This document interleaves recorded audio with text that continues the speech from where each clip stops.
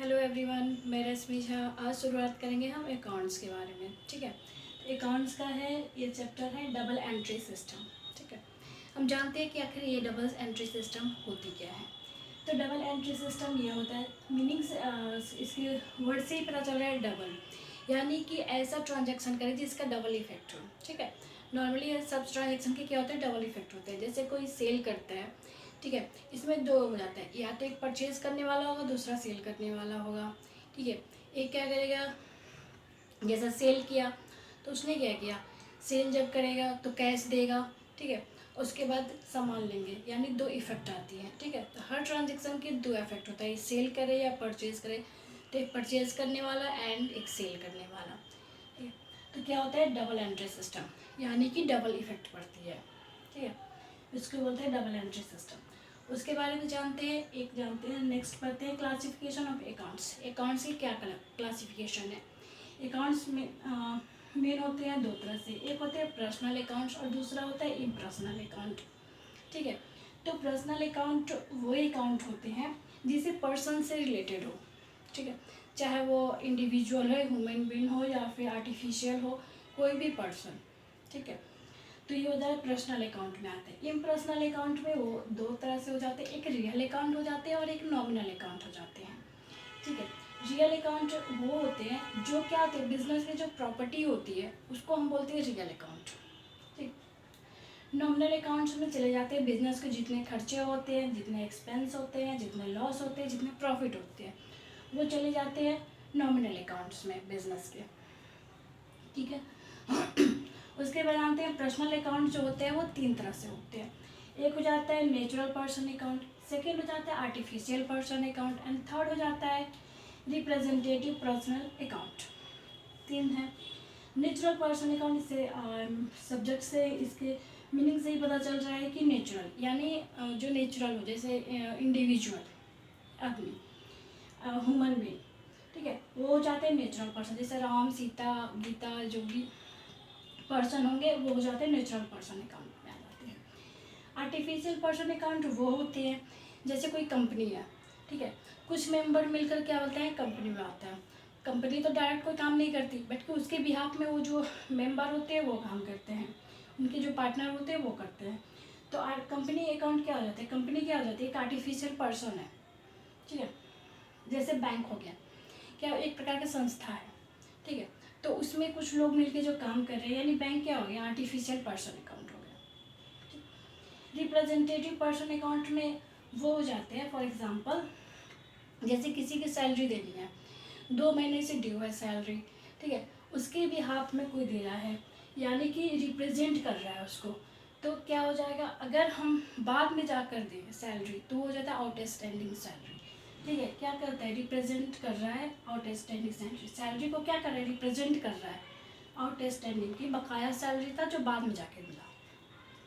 ठीक है, उसके बाद रियल अकाउंट। रियल अकाउंट भी दो तरह से होता है, एक होता है टेंजिबल और दूसरा होता है इंटेंजिबल। ठीक है, टेंजिबल रियल अकाउंट्स में ये होते हैं जिसको हम टच कर सकते हैं। ठीक, और इंटेंजिबल रियल अकाउंट्स को क्या आता है, जिसको हम टच नहीं कर सकते। जैसे हो गया गुडविल, गुडविल को क्या हम टच नहीं कर सकते, कंपनी की जो गुडविल होती है उसे हम टच नहीं कर सकते, बस ये जान सकते हैं कि उसके ब्रांड के नाम पर उस कंपनी की बिक्री हो रही है, तो वो कंपनी का क्या हो गया, गुडविल हो गया। ठीक है, tangible real assets sorry accounts वो हो गया जिसे हम टच कर सकते, जैसे कंपनी में क्या हो गया, फर्नीचर रखा है जिसे हम क्या कर टच कर सकते हैं, मशीन रखे हुए हैं जिसे हम टच कर सकते हैं। ये हो जाता है टेंजिबल रियल एसेट्स में, अकाउंट्स में। अब चलते हैं, ये जानने की कोशिश करते हैं कि पर्सनल, रियल एंड नॉमिनल में आखिर आते क्या है। पर्सनल अकाउंट में जैसे कैपिटल अकाउंट आ गए, ड्राइंग अकाउंट आ गए, बैंक अकाउंट आ गए, बैंक ओवरड्राफ्ट आ गए, उसके बाद डेप्टर आ गए, क्रेडिटर आ गए। डेप्टर होते क्या है, डेप्टर होते जिनको हमने उधार माल बेचा है। ठीक है, वो क्या करेंगे, हमें रिटर्न करेंगे पैसे। ठीक है, जो हमें बेचे। क्रेडिटर वो हो गए जिन्हें हमने उधार माल, जिनसे हमने खरीदा है। ठीक है, तो वो हो गया, ये क्या हो गया, एक पर्सन ही है। ठीक है, तो ये आते हैं पर्सनल अकाउंट में। सैलरी, आउटस्टैंडिंग, ये आते हैं पर्सनल अकाउंट में। ठीक है, रियल अकाउंट में क्या आ जाते हैं, जैसे हो गए कैश, फर्नीचर, मशीन, स्टॉक, ये सब गुडविल जिसको हम टच नहीं कर सकते, ये सब क्या होते हैं, रियल अकाउंट में आ जाते हैं। नॉमिनल अकाउंट में जितने भी खर्चे, जितने लॉस, जितने गेन, जितने प्रॉफिट, ये होते हैं नॉमिनल अकाउंट में आते हैं। ठीक है, जैसे हो गया परचेज। परचेज क्या हो गया, खर्चा है, हमने कोई सामान खरीदा, ठीक है, तो उससे खर्च तो किया। अगर फर्नीचर हम कुछ करते हैं बिजनेस के लिए, ठीक है, तो हम क्या देंगे, खर्चा है, क्योंकि हमारे पास फर्नीचर आ रहे हैं, हमारे पास से क्या जा रहा है, कैश जाएगा। अगर बैंक से ट्रांजेक्शन कर रहे हैं तो बैंक से जाएगा, ठीक है, तो ये तो खर्चे हो गए। अगर कोई सामान को हमने सेल किया, ठीक है, तो जब हम सामान सेल करेंगे तो हमारे पास क्या आएगा, हमारे पास कैश आएगा या फिर बैंक में बैलेंस आएंगे, ठीक है, तो और हमारे पास से सामान जाएगा। तो सेल क्या हो गया, वो इनकम हो गई। परचेज यानी कि खर्चा हो गया। उसके बाद सैलरी। सैलरी हम देते हैं तो क्या हमारा खर्चा है। रेंट, अगर हम कोई बिजनेस कर रहे हो उसमें का लैंड का जो रेंट दे रहे हो क्या है, हमारा खर्चा है। ठीक है, तो जो भी खर्चे हैं, जो भी एक्सपेंस है, जो भी लॉस है, जो भी गेन है, ये क्या आता है, नॉमिनल अकाउंट में आते हैं। ठीक है, बैड डेब्ट्स, जैसे डूबा हुआ पैसा था, वो डूब गया तो क्या हो गया, हमारा लॉस हो गया, वो आ जाते हैं नॉमिनल अकाउंट में। बैड डेब्ट्स रिकवर, कोई डूबा हुआ पैसे थे वो वापस आ गया, ठीक है, तो ये क्या हो गया, रिकवर हो गया बैड डेब्ट्स, तो क्या हो गया, हमारा इनकम हो गई, यानी कि ये चला जाएगा नॉमिनल अकाउंट में। फिर आता है कमीशन। किसी चीज़ के लिए क्या, किसी के लिए हमें कमीशन मिला या हमने किसी को कमीशन दिया, कमीशन अगर पे किया तो ये हमारा खर्चा हो गया, कमीशन हमें मिला, रिसीव हुआ, तो ये हमारी इनकम हो गई, तो ये दोनों चला जाता है नॉमिनल अकाउंट में। ठीक है, इंश्योरेंस, जैसे हम इंश्योरेंस पे करते हैं तो ये क्या आता है नॉमिनल में, क्योंकि ये हमारा खर्चा है।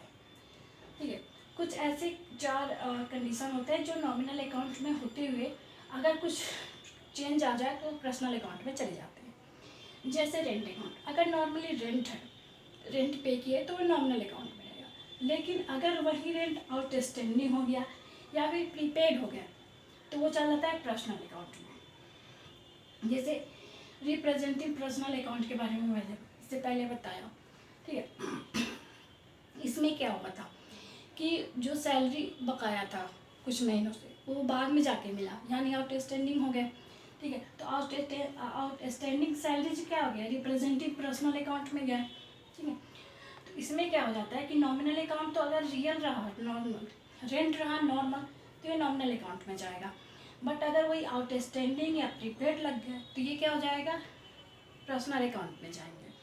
ठीक है, सेकेंड होता है कमीशन। नॉर्मली कमीशन पेड हुआ या कमीशन रिसीव्ड हुआ हो जाएगा नॉमिनल अकाउंट में, बट अगर आउटस्टैंडिंग कमीशन है या फिर प्रीपेड कमीशन है वो चला जाता है पर्सनल अकाउंट में।